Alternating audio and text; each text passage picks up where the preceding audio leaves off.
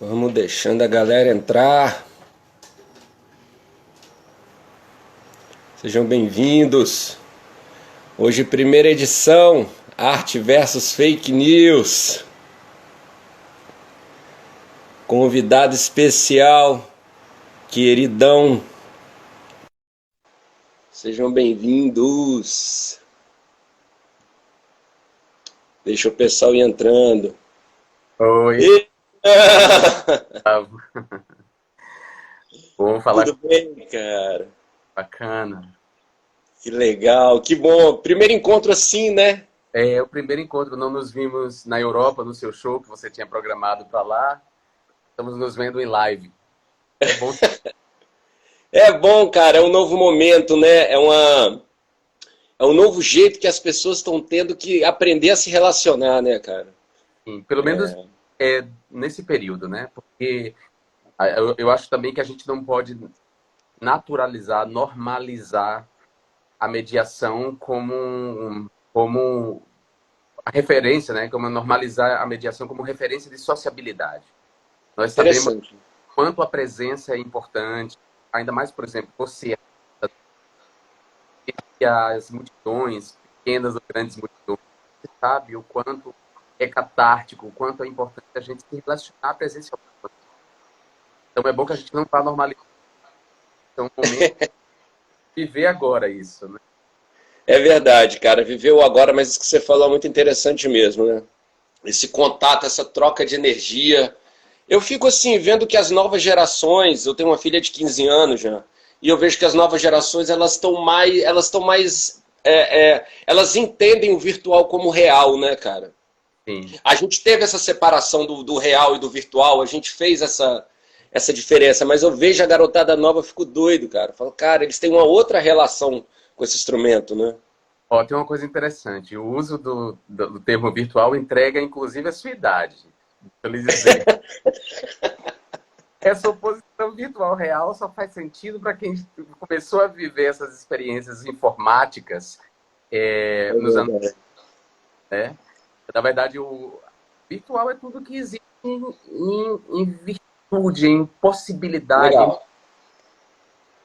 Digamos assim, um botão de rosa é virtualmente uma rosa, porque no botão potencialmente há uma rosa ali. Hoje a gente usa muito online, né? Quer dizer, virtual online. Propomos tal ao ano todo. A gente começa a falar dessa nova linguagem, essa nova língua. E sua filha provavelmente já fala. E você tem toda a razão. Para essa geração, para os millennials, a vida mediada é mais tranquila do que para nós. Mas também eles precisam compreender que essa é uma dimensão da vida, da experiência, da relação com o real e com as pessoas. Mas nenhum deles pode prescindir do trabalho das mães, por exemplo. Verdade. Das mães. Nunca, eles não conseguiram prescindir do grupo de amigos na escola. Ou seja, ainda que a nossa vida, a nossa existência ela se desenrole agora no ambiente online, no digital, ela se desenrole online no ambiente digital, a gente não pode prescindir, a gente não vai abrir mão. A vida humana não existe sem o contato, não existe.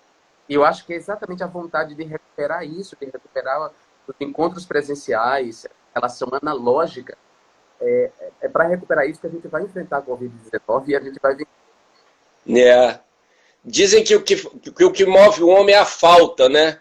Então, às vezes, essa falta é que vai fazer a gente ter toda uma reavaliação dos nossos valores. Eu acho que hoje eu vejo esse vírus, de certa forma, como um tipo de cura também, sabe? Com todas com todas as questões que ele tem, eu vejo ele como um tipo de cura, cara. Ah, travou, né?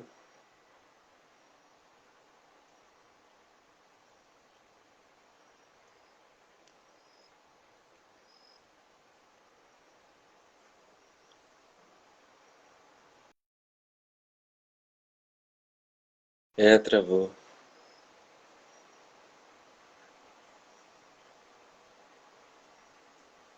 Deixa o Jean entrar de novo, acho que travou, caiu a conexão dele. Figura boa, né? Deixa ele entrar aí de novo. Jean travou, pode ser a internet dele. Deixa o nosso professor entrar de novo.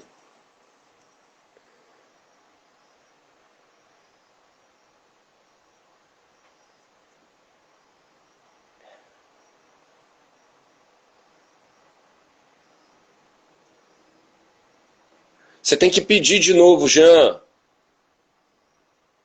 Ah, tá. Já foi aqui, ó.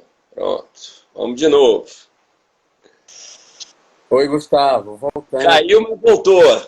Eu não sei o que é que houve, cara, que de repente concluiu a live aqui pra mim. Não, apareceu concluir, concluiu. Olha que louco, não sei que. Coisas, coisas dessa vida, desse ambiente digital, desse ambiente online, né? Na verdade, tem uma coisa muito interessante. A vida, tanto a vida digital quanto a vida analógica, ela está sempre assombrada por essa possibilidade do erro. Está É sempre verdade. por essa possibilidade da ruptura, uma coisa que Derrida chama de différance. Está sempre assombrado, há sempre essa possibilidade de uma live cair, por exemplo, das coisas não dar. Mas eu estava falando quando caiu sobre essa coisa de o que vai fazer com que a gente pensa a Covid-19, todos os esforços da humanidade para vencer, para encontrar uma vacina ou tratamento, é justamente a gente recuperar algo que a pandemia tirou de nós, que foi essa relação presencial, essa possibilidade. A pandemia interditou os abraços, né? Interditou os abraços, interditou o desejo. Você disse uma coisa muito psicanalítica antes da live cair, você falou que o que move o ser humano é a falta, né? Na verdade, Freud diz que o desejo está estruturado na falta, né? A gente só deseja porque nos falta. Então, está faltando para a gente o calor humano, está faltando para vocês das artes vivas, das plateias, está faltando o achego nos bares, né? A gente gosta, e é isso. E a gente quer... Legal, cara. Isso aqui, esse formato, Jean, eu tinha conversado com você, é um formato em duplo sentido, e eu preparei aqui a minha primeira pergunta para você, cara. Hoje eu deixei para preparar hoje as perguntas, né? Eu falei assim, não, eu tenho muito essa coisa, eu acredito muito nas primeiras ideias, sabe, Jean? Eu sou um cara que adora as primeiras ideias. Assim, eu falei, não, eu não vou ficar preocupado com o que eu vou perguntar pro Jean. Vai chegar no dia e ali eu vou sentir o que me interessa, assim, o que eu acho rico no que eu percebo em você e no que me sensibiliza também. Ótimo. A minha primeira pergunta, ela é meio existencial, ela é sobre a sua infância, cara. Tá bom. Eu quero que você fale um pouquinho da sua infância na seguinte perspectiva. Como que ela está dialogando com o que você se tornou hoje?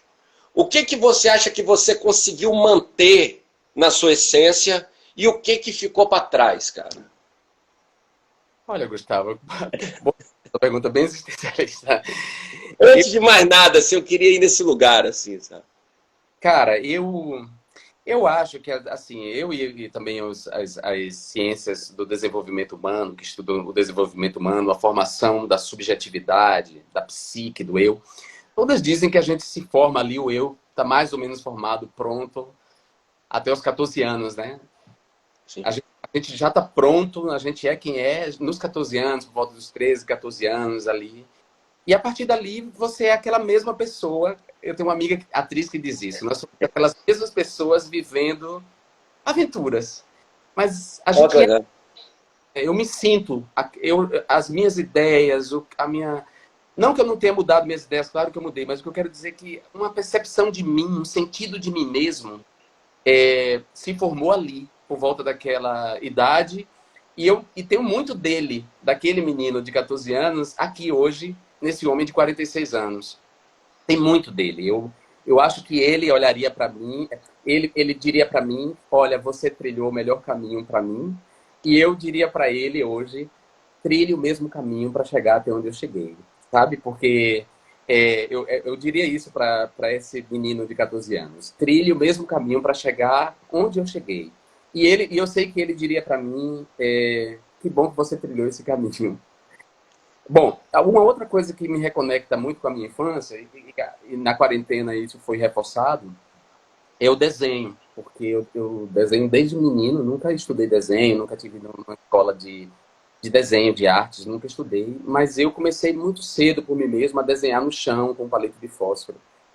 E fazia desenhos bacanas e as pessoas gostavam. E enquanto eu desenhava, eu falava sozinho. Então, muita gente achava que... falava pra minha mãe que eu era louco, né? Que ela tinha um filho louco. Eu Cara, ficava desenhando no chão e inventando histórias e falando alto. Bom, essa vontade primeira de trabalhar com as artes plásticas foi muito interditada pela pobreza, né? Eu venho de uma infância muito, muito, muito pobre. Muito pobre.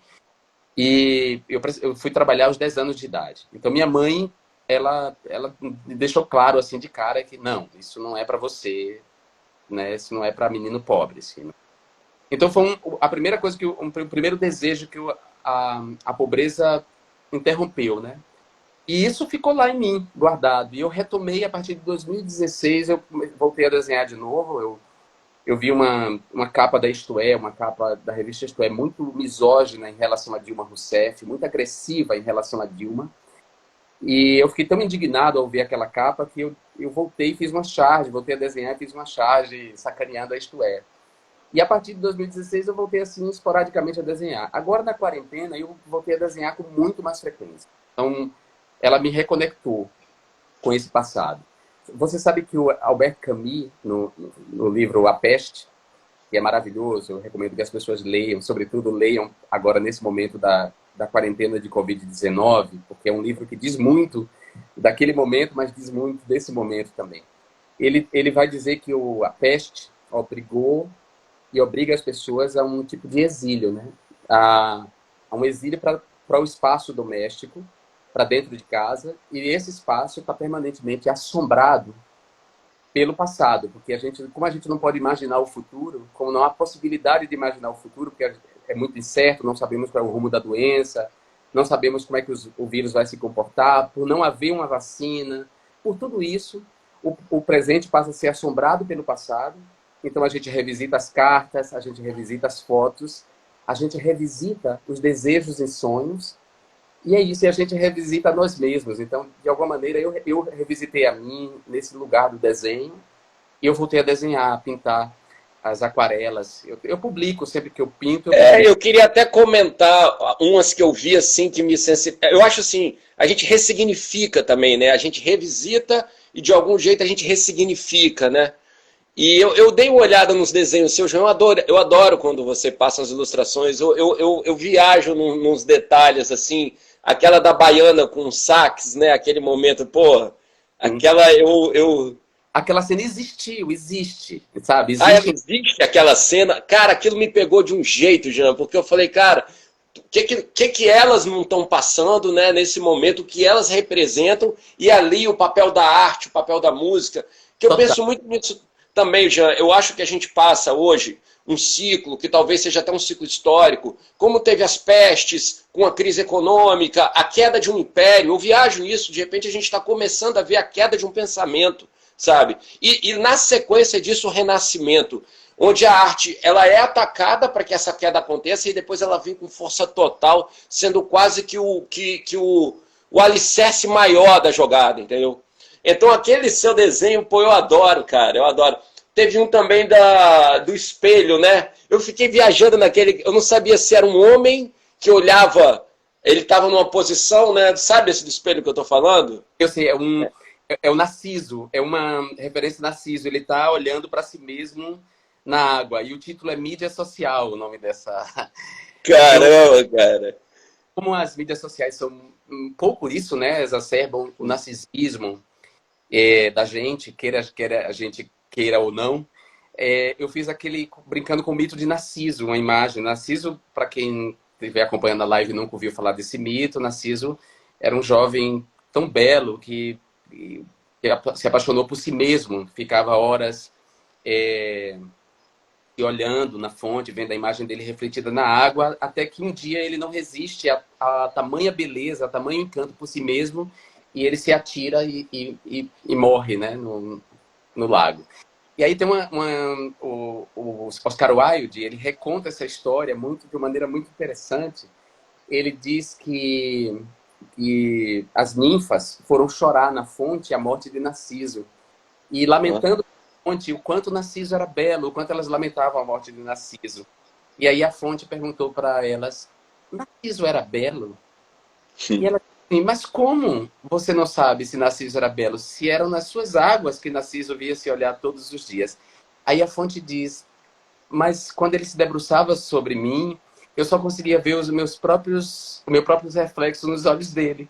Então, Cara, a fonte era mais Narciso que Narciso, e no fundo traz esse conto do Oscar Wilde, traz uma coisa que também é freudiana, que também é freudo-lacaniana, que é um conceito que o Lacan desenvolveu melhor depois de Freud, que é essa relação especular, esse jogo do espelho. Eu só existo na relação especular com o olhar do outro, né? E acho que é bem legal. perguntar sobre, porque você vem fazendo perguntas a partir do que você vê, de como você me vê. Sim, E eu acho sim. que me vê pelos seus olhos. Que legal. Você tem aquele pulsão de vida, você chamou. Falei, cara, pulsão de vida, que é no banheiro, eu acho, é como se uma... Então, é uma varanda, é um cara pelado e É, olhando pelado pela outra janela. E, na verdade, eu desenhei de maneira que não parecesse que a outra fosse um outro homem e uma outra mulher. Uma figura ambígua. eu não consegui decifrar, cara. Eu gastei um tempo tentando decifrar. Porque dependendo do que eu decifrasse, tomava todo um outro sentido a imagem como um todo, né, cara? Aí eu falei, rapaz. E aí eu falei assim, de repente a pulsão de vida é exatamente esse movimento, né, cara? Onde a gente não sabe exatamente, né? Perfeito, você foi do lugar certo. Porque eu coloquei isso, falei, eu não vou representar essa outra figura como um homem, nem como uma mulher. Na verdade, é um objeto do desejo que pode ser as duas coisas nesse momento de pulsão de vida, né? E, ao mesmo tempo, assim, como a pulsão de vida é, quebrava ali a coisa do isolamento, ainda que mantendo o isolamento, mantendo a distância, mas quebrava o isolamento. Uma coisa que o Djavan diz naquela música dele faltando um pedaço, né? Em faltando um pedaço ele diz o cio vence o cansaço. O amor é um grande laço, laço para uma armadilha. E tem essa frase, o cio vence o cansaço. E é isso mesmo, é a pulsão de vida que vai impulsionar a gente para fora desse ponto de escuridão. Mas você falou uma coisa, Gustavo, muito interessante. Achei bacana, você poder até desenvolver isso melhor agora. Sobre ruir o império, né? Vários impérios se levantaram nessa terra ao longo da história da humanidade. Muitos impérios. Muitos imperadores se acharam para sempre. Muitos se autoproclamaram eternos. Todos ruíram. Todos É viraram verdade. pó. Todos viraram pó. Nenhum império é para sempre. Então, eu acho bacana, de repente a gente está vendo ruir o império. A gente Eu está vendo. acredito nisso, cara.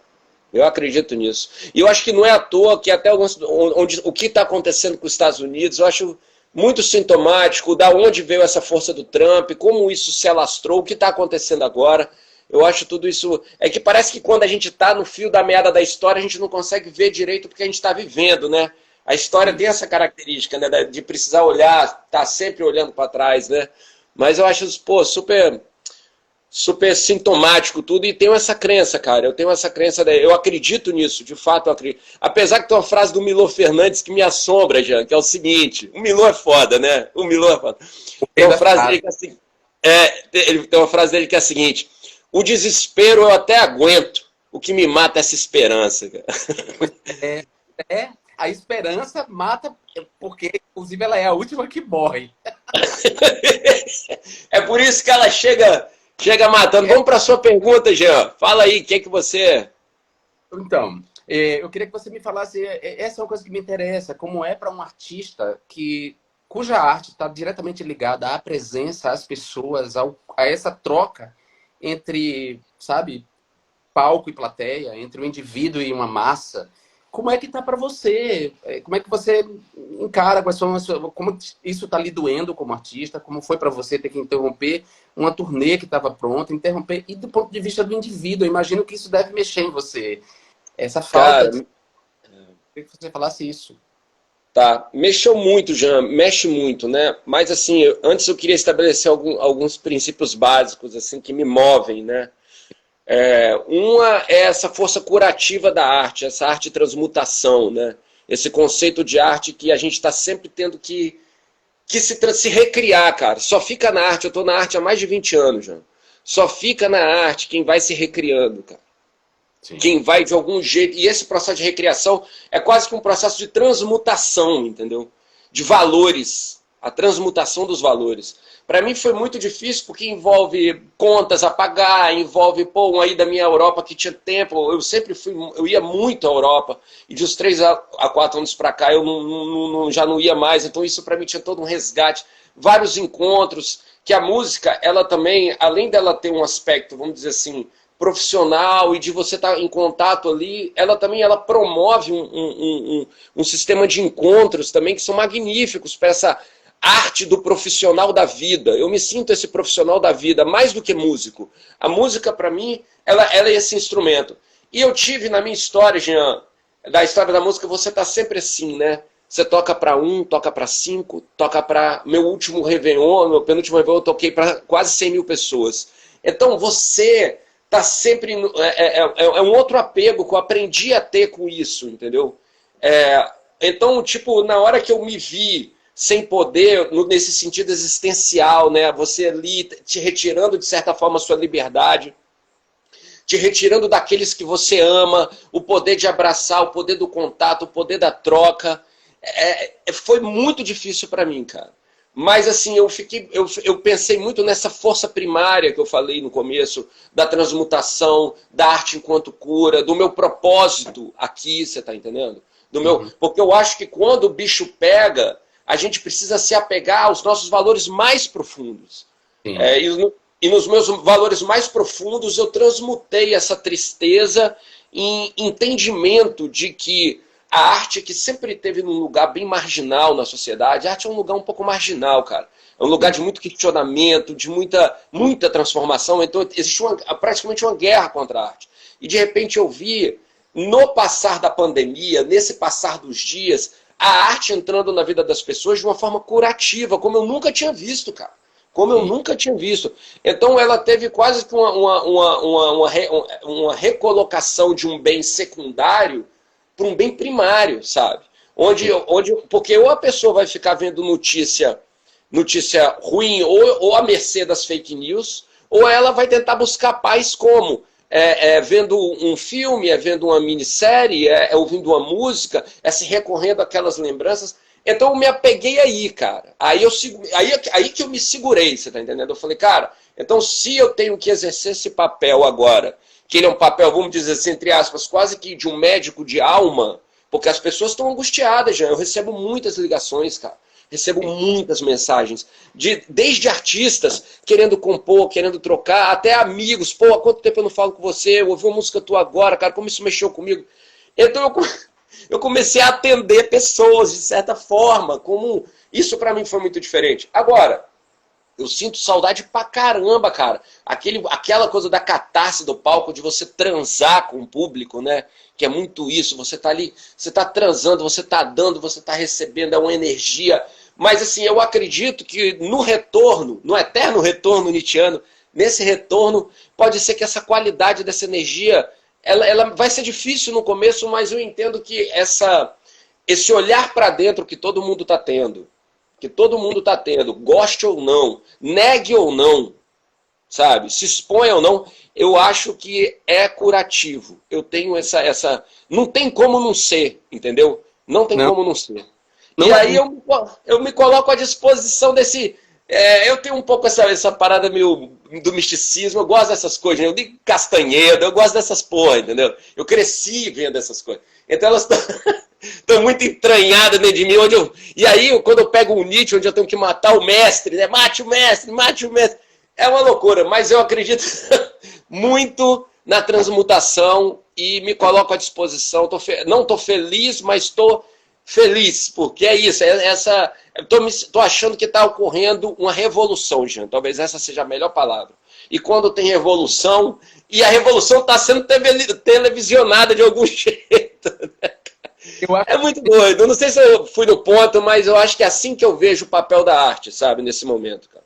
Não, você foi sim. Eu acho que a gente tem que assegurar a revolução. A revolução não está dada, na verdade. Eu acho que ela existe virtualmente uma revolução. A gente volta ao virtual potência, como algo que existe em potência.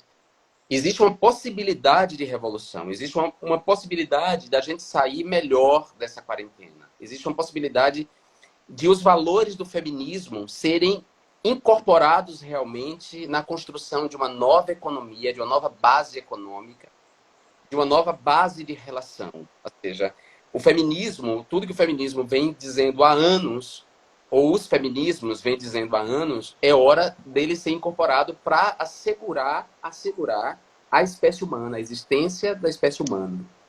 É importante. Então, eu acho que essa revolução ela não está dada, embora ela está aí como potência e a gente está vendo, a gente está lutando para isso, né? Porque é um momento de embate mesmo, em que as forças mais sinistras, as forças mais malignas mesmo, assim, não no sentido religioso, mas o mal como uma estrutura de pensamento que vai dar no autoritarismo, que vai dar na tortura, no abuso, quer dizer, todo o mal como uma estrutura de pensamento, para usar aqui uma expressão do Pierre Levy, o lindo dele chamado O Fogo Liberador. Ele que é um filósofo das novas tecnologias da comunicação e da informação, escreveu esse livro com a esposa dele, e é um livro lindo. E ele vai dizer isso, o mal é uma estrutura de pensamento. Eu uso até esse conceito para falar das fake news, para abordar as fake news. Não sei se vocês sabem, mas eu estou estudando as fake news. Essa aí é uma das perguntas que mais eu tenho curiosidade, cara, é sobre essa história. E eu achei fantástico esse caminho que você tomou, assim, fantástico. Com conhecimento de causa também, né, cara? Com um grande conhecimento de causa. Você viu na pele muita coisa, né, cara? Que as pessoas veem na teoria, você viu na pele, né? Ainda estou vivendo, na verdade, porque ainda há muitas fake news sendo utilizadas por esse governo fascista no Brasil contra mim. Muitas mentiras. Então, mas aí o que eu queria dizer é que se a gente quiser vencer, há um momento um embate entre essas forças malignas. Mas é. De pensamento, mal como estrutura de pensamento feita pelas fake news, pela a desinformação, pelas teorias conspiratórias, né, pelas mentiras, por exemplo, pelas mentiras anticientíficas, como a ideia de que a Terra é plana ou que as vacinas matam, todas essas fake news. Ou seja, há um embate entre essas forças e as nossas forças, as forças progressistas, democráticas, feministas, a que defende as anticoloniais, anticolonizadoras, antiimperialistas, todas essas forças, ambientalistas, toda essa força que quer fazer do mundo um lugar melhor para todas e todos nós, está no embate com as forças malignas. Então, essas forças aqui, autoritárias, não empáticas, eugenistas, nazistas, essas forças aqui, elas querem continuar oprimindo a grande maioria. Elas querem continuar tendo privilégios oprimindo a grande maioria. E aí elas querem perpetuar uma série de coisas que a Covid deixou clara, né? Elas querem perpetuar coisas que a Covid mostrou que estavam erradas. Então a gente tem que agora garantir que essa revolução vai acontecer. Eu queria falar um detalhe dessa revolução aí. Assim, na arte, Jean, eu tô compondo muito nesse momento, sabe? Eu tô aproveitando muito para compor. E eu queria comentar uma parceria que eu tô tendo com a Viviane Mosé, cara, que é uma grande poetisa também, escritora, uma pensadora, uma amiga, com a Duda, que é uma economista, e com a Flor, minha parceira. A gente está fazendo uma música, cara, chamada Antivírus, né? Antivírus. A gente terminou essa canção, estamos gravando ela. E talvez seja uma das primeiras vezes que eu fiz uma música propositiva, cara, assim, com uma proposta mesmo.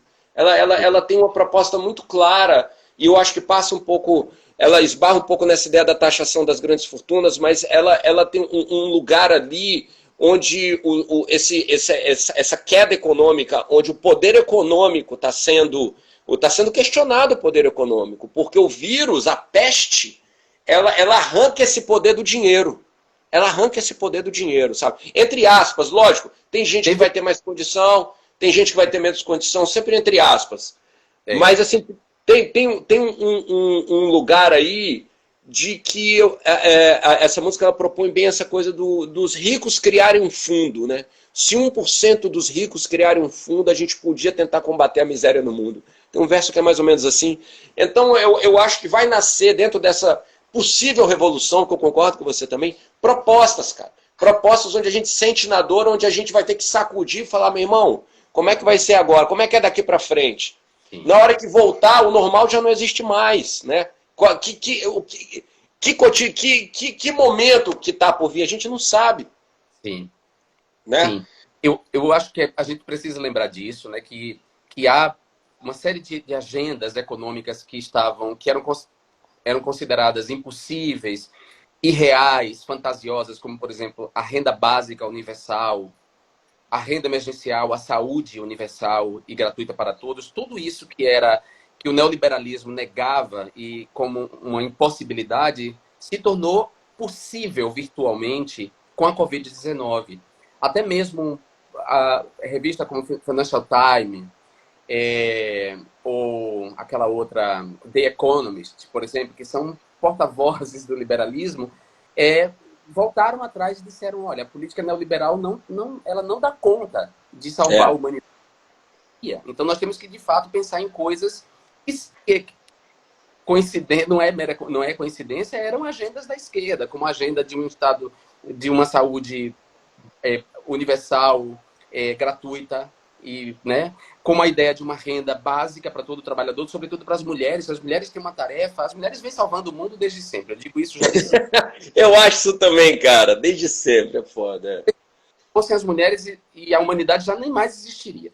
E aí é preciso investir, sobretudo, nas mulheres, porque elas são cuidadoras, elas garantem a existência dos nossos corpos, das nossas vidas, elas garantem a existência da mão de obra, do pensamento das pessoas. Ou seja, se não fossem os cuidadores, as pessoas que cuidam da gente, que dão sua vida para cuidar, a humanidade não seria quem é, né?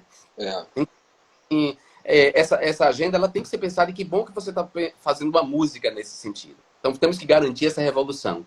A outra coisa que, para a gente sair um pouco do pensamento assim mais amplo e trazer para uma concretude, quando você falou, por exemplo, que a arte tem salvado, nunca ficou tão claro que, por exemplo, as pessoas podem viver sem viajar, as pessoas descobriram que elas podem viajar, que elas podem viver sem usar os sapatos que elas compraram, sem usar as bolsas que elas compraram, elas podem viver sem restaurante, sem comer no restaurante, mas elas não podem viver sem música, elas não podem viver sem cinema, elas não podem viver sem teatro, elas não podem viver sem arte. Então, eu acho que, de fato, o papel da arte na ajuda, na sustentação, na nossa sustentação durante a pandemia, ficou evidente. Logo, ela que foi tão difamada, ela que foi tão atacada, principalmente no Brasil, foi tão atacada por figuras abjetas que hoje estão, inclusive, se cacifando novamente. É impressionante como escroques, como os escroques que integram o MBL, estão se cacifando nesse momento. Quer dizer, Bolsonaro é tão ruim, o bolsonarismo é tão lixo, que até mesmo uma organização criminosa como o MBL está se cacifando, depois de ter promovido toda uma perseguição contra os artistas. No contraponto com o Bolsonaro, o MBL está se cacifando, né? Por incrível que pareça, o Brasil está tão no fundo do poço que até isso... que ele é muito doido. Cara, vamos partir para a segunda pergunta aqui, ó. Porque eu quero pegar esse gancho teu, porque a minha segunda pergunta tem a ver com isso aí que você está falando, cara. Tá. Eu quero fazer antes, assim, dois comentários, Jean. Sobre a sua personalidade, que eu acho muito forte, como você se posiciona. Me parece que é uma coisa que você deve trazer lá de trás, né? É uma coisa que eu quero até que você comente um pouco disso. Tem dois fatos que me marcaram muito na sua trajetória, cara, que eu queria comentar. Eu nunca tinha visto um BBB. Eu vi um, o seu, cara. Sim. Eu vi um que foi o seu. Eu vi inteiro assim, eu curto comunicação e também curto... eu não lembro qual era a edição dele. Mas eu quero chamar a atenção quero falar de dois momentos. O primeiro, ele é no BBB, quando você faz aquela fala sobre o preconceito que você sofria, cara, ali, né, do porquê, o lance do paredão. Eu não lembro bem direito as palavras, mas aquilo me marcou muito, cara, me marcou muito. Ali eu parei para pensar no negócio. Você vê, né, eu falei, cara, será que ele tem razão nisso que ele está falando? Ali isso mexeu muito comigo, como eu acho que um outro momento que mexeu muito foi o seu encontro, aquele cuspe com o Bolsonaro. Aquilo foi muito forte, cara. Eu não sei, assim, simbolicamente, eu acho aquilo histórico. Eu acho que você fez história. Eu preciso te falar isso. Você fez história nesses dois momentos, que eu não sei nem se você tem essa consciência, porque você foi voz uma voz muito potente, num momento muito chave. E a minha pergunta ela vai ter a ver com esses dois exemplos, né? Quais foram os principais aprendizados que a exposição e o posicionamento te trouxeram? E como que isso te direciona para esse estudo das fake news? Como isso desdobra das fake news, sabe? Porque fica uma pergunta, como a gente se protege das fake news, sabe? Então é um paralelo que eu quero traçar até as fake news desses dois exemplos aí que eu te falei. Cara. Bom, é bem complexa a sua pergunta, mas vamos lá, porque ela traz muitas coisas. Gustavo,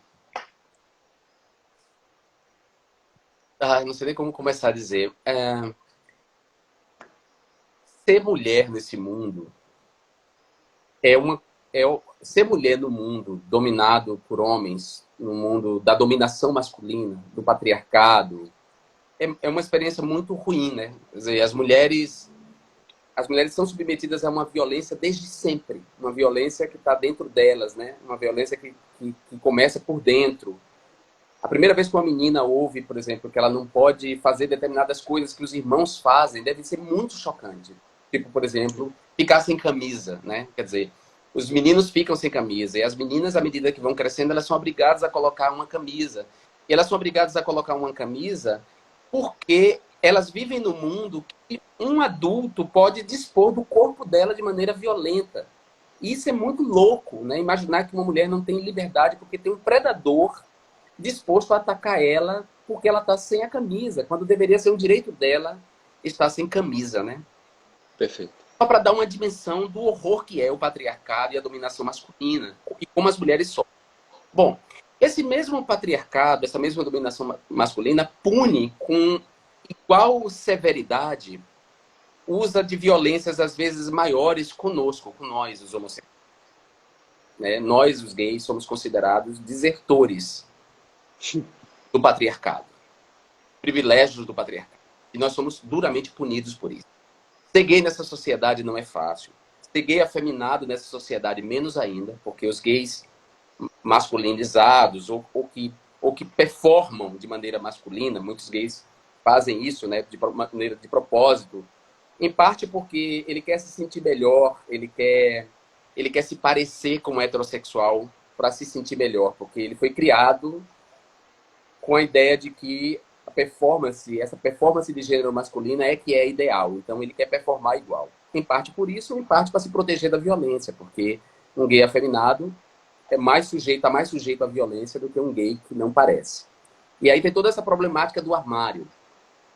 É algo que uma pensadora aqui chamada Eve Sedgwick escreveu um livro maravilhoso chamado Epistemologia do Armário.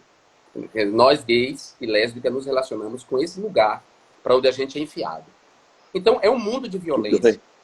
Há imbecis, há ingênuos e há imbecis. E há imbecis aos três. E gosto de dizer que nós nos vitimizamos e tratam isso como vitimismo, né?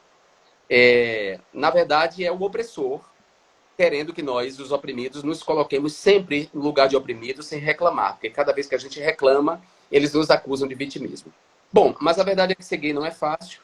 E nunca foi fácil na minha vida inteira. E no BBB não foi fácil também. Porque quando eu cheguei no programa e eu apresentei, e ficou evidente as minhas características, né? Eu sou um cara inteligente, eu sou um cara com repertório cultural, eu sou um cara bacana, eu sou uma pessoa boa. Eu sei que eu sou uma pessoa boa.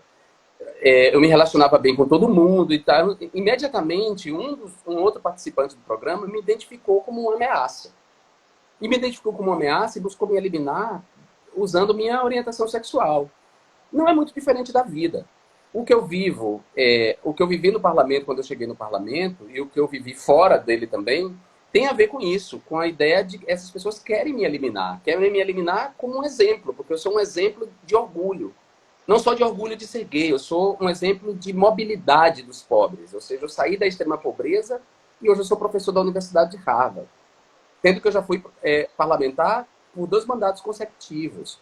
Eu publiquei 5 livros até agora. Entendeu? Eu produzo, eu sou um cara que produzo. Eu sou um exemplo de que, sim, os pobres podem romper essa reprodução de opressão e buscar uma representação no espaço político. Eu sou a prova de que os negros podem fazer isso, porque eu sou um homem de pele clara, eu não sou um negro retinto, mas eu sou um negro de pele clara. Um negro, meu pai, eu sou um filho de um casal interracial, miscigenado. E sempre fui enegrecido pela pobreza, porque a pobreza enegrece, né? A pobreza, claro, os pretos pobres são muito mais vulneráveis e enfrentam a pobreza com muito mais dureza, mas a pobreza enegrece, né? Como Caetano Veloso fala em Haiti, quando ele faz aquele jogo de palavras, né? E vem do alto a fila de soldados, quase todos pretos, dando porrada na nuca de malandros pretos, de ladrões mulatos e outros quase brancos, tratados como pretos, só para mostrar aos outros pretos, e são quase todos pretos, como é que pretos, pobres e mulatos são tratados. Então, eu também represento uma mobilidade desses quase brancos ou quase pretos, pobres e mulatos, que muitos gostariam de ver ali, num lugar subalterno, né?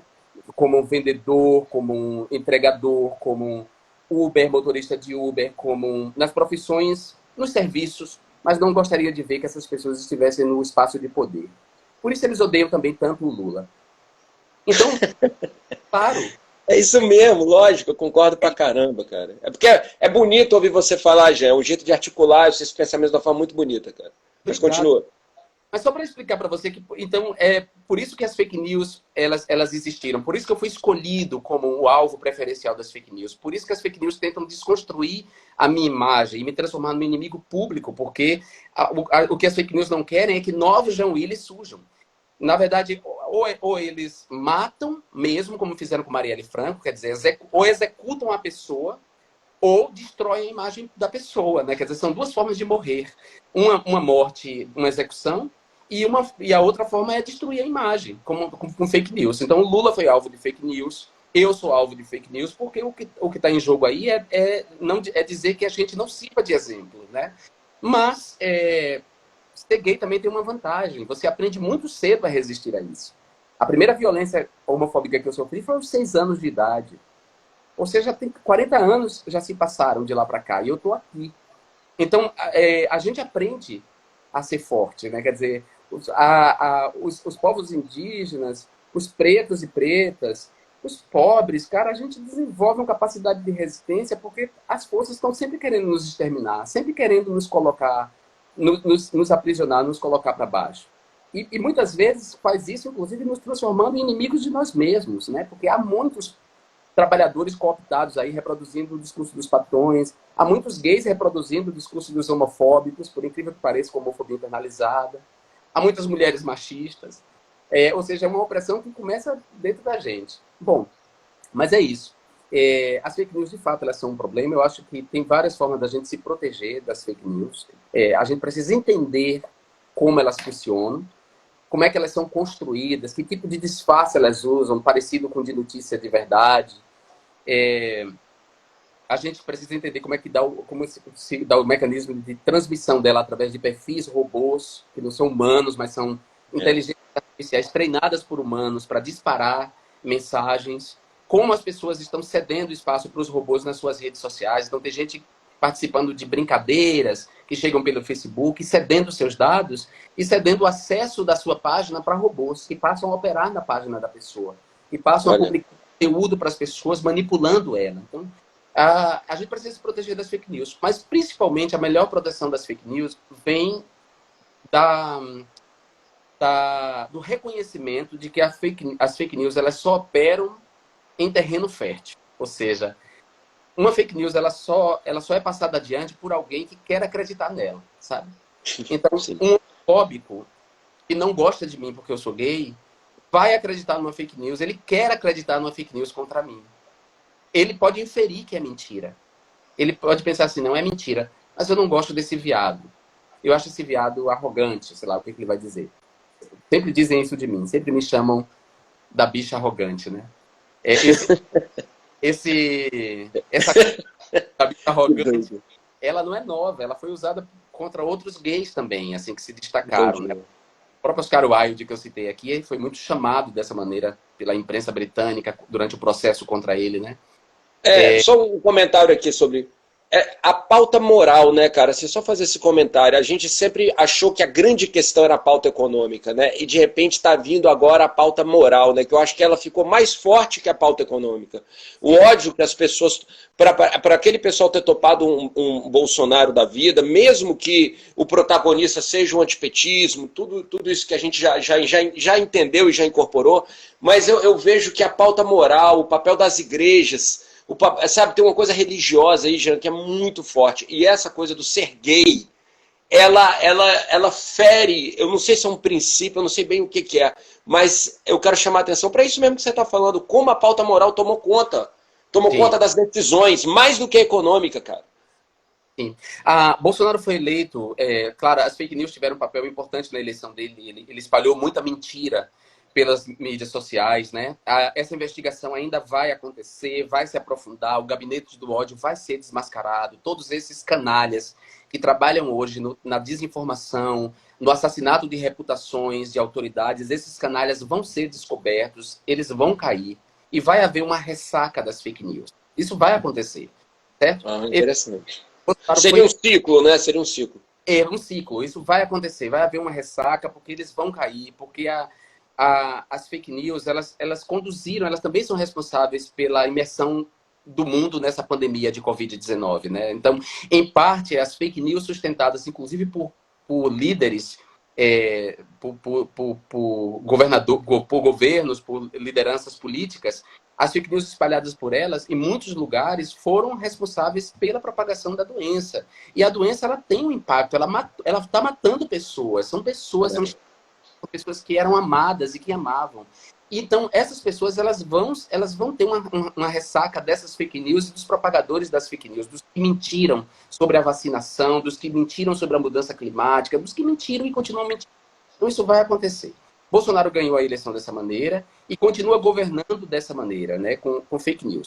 É verdade. Mas, por outro lado, a campanha de Bolsonaro só foi sucesso porque há gente disposta a odiar, porque há gente com muito preconceito em relação aos gays, há gente com muito preconceito em relação aos pretos e pretas, há gente com muito preconceito em relação aos indígenas.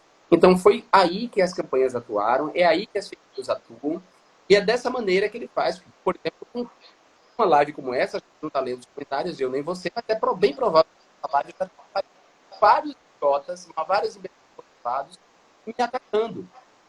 Me atacando a partir ou das fake news ou utilizando as fake news para justificar o seu ódio homofóbico. Então, Bolsonaro encontrou na sociedade brasileira gente que se espelhou nele, né? Que são esses 30% aí que continuam apoiando ele, por incrível que pareça. São 30% de pessoas que mistura, claro, um certo comportamento de quem pertence a uma seita, né? Então, tem essa dimensão da seita. E é verdade. É verdade, é seríssimo isso que você está falando. É a questão da seita. E na seita, todas as seitas, né? Toda a antropologia da seita, todos os estudos que já foram feitos antropológicos sobre as seitas vão encerrando as pessoas num espaço em que elas não têm contato com o pensamento fora daquele que a seita produz, né? Tanto é que as seitas produzem um isolamento mesmo, quando não um isolamento físico, tipo sítios isolados, né, no chácaras, um isolamento físico, ela interrompe, além desse isolamento físico, ela pode produzir esse isolamento virtual, esse isolamento simbólico que os algoritmos produzem, né, que as redes sociais produzem. Então, se você consome informações dos mesmos perfis e você não dá, como é que chama? Você curte apenas mensagens de determinados perfis, o algoritmo vai já trata essas mensagens e você vai então se fechando numa bolha, né? Então, assim, os eleitores de Bolsonaro, tem entre eles, claro, essas pessoas que pertencem a seitas evangélicas, neopentecostais, que foram manipuladas claramente pelos pastores evangélicos nos cultos, e há pessoas que não pertencem a seitas e que estão manipuladas pelos algoritmos. E essas pessoas têm preconceitos, ou seja, ele conseguiu um grupo de pessoas que já têm preconceitos, que são racistas, que são homofóbicas, que são misóginas. Essas pessoas existem, não adianta a gente fingir que elas não existem, elas existem. A história da humanidade sempre foi essa, foi uma parte da humanidade tentar arrastar a humanidade para frente, né, fazer o melhor para a humanidade, e uma parte da humanidade tentar arrastar a humanidade para trás, tentar jogar a humanidade no abismo. Essa sempre foi a história da humanidade, né? E mesmo uma pessoa, e mesmo uma única pessoa, ela pode ter muitas vezes dentro de si sentimentos contraditórios, né? Então tem pessoas que a gente gosta e que a gente descobriu agora nesse processo que a pessoa era racista. Ou seja, você é contato de uma pessoa racista durante muito tempo e você não se dava conta. Então esse processo também mostrou isso agora, né? Volto a dizer, o bolsonarismo ele está em torno desses 30%. Acredito que não chega a 30%, mas em torno de 30%. Acho que com as revelações dos crimes, esse número tende a reduzir, o número de pessoas tende a reduzir, mas sempre vai haver um núcleo duro de gente ruim mesmo, de gente mau caráter, sabe? De gente mentirosa, de gente odiosa, de gente homofóbica. Eu sempre viajei tem uma coisa do Hitler, né, cara? O Hitler tinha umas frases muito fortes, né, no livro dele. E tem uma que era: acuse o outro do que você faz, né? Acuse o outro do que você faz. É o que eles fazem. E tinha uma coisa ali do bolsonarismo, né? Que ele se apoiou muito nessa história do comunismo, o fantasma do comunismo, e aqui vai virar uma Venezuela, e de repente ele transformando aqui numa Venezuela, né? Aos poucos ele dando um golpe dentro do golpe, é o autogolpe. Eu não sei nem como é que chama isso, sabe? Eu não sei se isso eu não sei se o que vem é um novo tipo de ditadura. Eu não consigo nem interpretar, gente, de tão bizarro que eu acho o caminho que é traçado. Porque essas pessoas que você está falando, que de repente o número vai diminuir, de certa forma elas estão ficando mais raivosas. Sim. Né? Então parece que diminui o número, mas a loucura aumenta, sabe? E aí é que eu não sei que estopim é esse, né? O dividir para conquistar, cara. O Hitler tinha uns lances, né, bem doido, assim, né? É uma repetição histórica que eu tenho medo mesmo. Eu falo, cara... A história, Gustavo, a imagem... Alguns dizem que a história é um pêndulo, né? Eu digo que a história é uma espiral, né? Ela gira, ela não volta exatamente para o mesmo ponto, porque ela não é um círculo, ela é uma espiral. Ela não é exatamente o mesmo ponto, mas a espiral pode girar e pode trazer para aqui. A situação é outra, mas trouxe para a mesma direção do que já foi um dia. Então a gente está vendo um pouco as ideias, eu estou escrevendo até um texto sobre isso agora, as ideias nazistas reencarnarem no governo Bolsonaro, claramente. Elas estão reencarnadas, e elas não estão reencarnadas sem sutileza, porque não tem sutileza. O que o Alvin fez, por exemplo, no seu discurso, que acabou resultando na exoneração dele, o Alvin apenas contou o segredo. Ele apenas contou o segredo. Mas, na verdade, o governo vem encarnando essas ideias nazistas de maneira não sutil. E quando eu até digo que se ele tivesse transformando o Brasil numa Venezuela, não estaríamos de todo ruim, não. É verdade. O problema é transformando o Brasil na Alemanha nazista. Entendeu?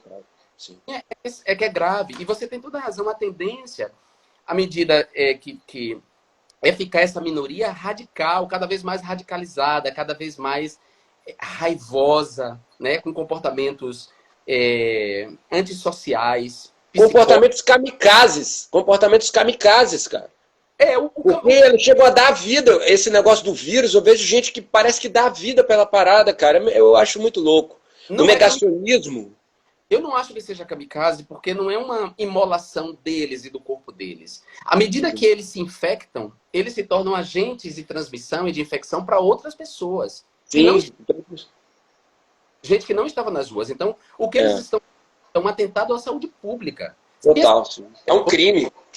Morrer era um problema deles. Se só eles se infectassem, era um problema deles. O problema é que eles estão se infectando e infectando outras pessoas. Porque cada pessoa infectada que não se cuida, que não toma os procedimentos, se torna um agente infeccioso. Então, o que eles estão fazendo é um atentado contra a saúde pública e o direito à saúde das pessoas. Entendeu? E com um certo deboche, com um certo sadismo. Né? Eu vi um vídeo ontem em que um cara, na abertura de um restaurante, não sei se em Santa Catarina, não lembro agora o lugar, mas que na abertura do restaurante, os garçons entravam com caixas de champanhe, os garçons, obrigados a dançar aquela musiquinha daqueles agentes funerários africanos, repetindo o meme da internet, com 11 mil pessoas mortas. Que gente é essa? Essas pessoas... É uma coisa que a Clarice Lispector propõe que a gente se pergunte: isso é um monstro ou isso é ser um ser humano? Cadê a empatia dessa gente? Será que essa gente não consegue se colocar no lugar da outra? É surreal. Então, a tendência deles é radicalizar, mas eu não quero pensar no pior. Eu sou esperançado. Como você disse aí, a frase do Milor, o problema o que mata é essa esperança, né? A esperança é o que mata, até porque ela morre por último, como eu disse, né? E essa história do morrer por último é muito interessante, não sei se você sabe, mas tem a ver com o mito da caixa de Pandora. E ela abre a caixa com todos os horrores do mundo, e ela abre num acidente, curiosa, na verdade, Pandora é curiosa, ela interrompe uma recomendação de que não abrisse a caixa, e ela abre, e quando ela espalha os horrores pelo mundo, ela vê que está espalhando os horrores pelo mundo, ela tenta fechar. E quando ela fecha a caixa, ela fecha justamente com a esperança dentro. Ou seja, há uma esperança, há os horrores do mundo, mas há esperança. Há esperança. Agora, vamos mudar de assunto e vou fazer Vamos! Faz a pergunta, a segunda pergunta. Vamos lá. Só um detalhe. Pode ser que a gente tenha que reiniciar a live, mas aí ele vai me avisar, aí eu te falo, ó, vamos reiniciar porque ele avisou aqui. Mas eu vou responder a sua segunda pergunta. Vamos lá. Para a gente se despedir das pessoas. A minha pergunta tem a ver com o seu comportamento. Assim, é tão bacana ver que muitos homens héteros estão num processo de desconstrução e num processo de encarnar uma masculinidade não tóxica. Eu fico tão feliz com isso, de ver homens héteros viris com uma abertura para a diversidade sexual, para uma abertura que vai além da tolerância formal, sabe? Vai além do politicamente correto, uma abertura real mesmo, de não se sentir ameaçado com essas possibilidades de outras masculinidades. Eu estou errado ou eu estou certo em relação a você? Cara, eu acho que você está certo, sim, mas eu quero dizer que isso é uma batalha diária. Isso é uma batalha diária, porque o machismo está muito entranhado, eu acho que em todos nós, historicamente. Então, primeiro a gente tem que ter essa consciência que é uma batalha diária. É um tipo de só por hoje, você sabe? Porque a gente vai... Isso é uma coisa. A outra coisa é a minha história de vida mesmo. O meu nome ia ser Raquel. A mamãe... Ela acreditava que eu seria uma mulher, né? Ela sempre acreditou que eu seria uma mulher. E aí já começa assim. Então o meu feminino, ele já nasce muito forte. Eu sempre tive muito mais amigas do que amigos.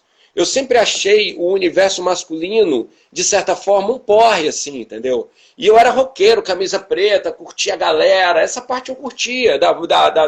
Mas aquela coisa da zoação... Que você vê sempre tendo que colocar alguém para baixo. Cara, isso me incomodou desde muito novo. Eu sou um cara que acredita em outras vidas também, sabe, Jean? Assim, a primeira vez, lá naquela eleição do Lula e do Collor, que eu não entendia nada de política, que o Collor ganhou, eu chorei, cara. Eu chorei. Eu nem entendi, eu não sabia nem o que era o Lula, o que aquilo representava. Mas eu chorei, eu falei, cara, isso tá errado. Não é possível que estão acreditando nesse cara, eu não sei nem quem é, mas não é possível isso, sabe? Então, isso eu acho que trouxe para mim esse eu artístico. Eu acho que a arte ela precisa se conectar ao mundo feminino para ela existir. A arte como pureza, como elemento essencial, ele tem a ver com o seu lado feminino. Né? O seu lado feminino. Então eu passei desde muito cedo a acessar o meu lado feminino. E eu sempre tive muito orgulho dele, cara. Orgulho pra caramba dele. Então, para mim, ficou, de certa forma, mais simples entender quando a pessoa tem isso já engendrada dela, ou desde nascença, ou se descobriu assim, não importa. E o lance dos valores humanos, que é isso que mais me choca, entendeu? Ó, vai dar 20... Nós vamos ter que desligar, galera, mas a gente vai reiniciar para terminar que o papo tá bom pra caramba, são 3 perguntas de cada um e nós vamos concluir a gira. A gente vai ter que reiniciar e a gente volta... Terminando o assunto da Raquel, cara. Mãe, eu sei que eu ia ser Raquel. Vamos reiniciar aqui. Tá bom, valeu. Deixa eu reiniciar aqui.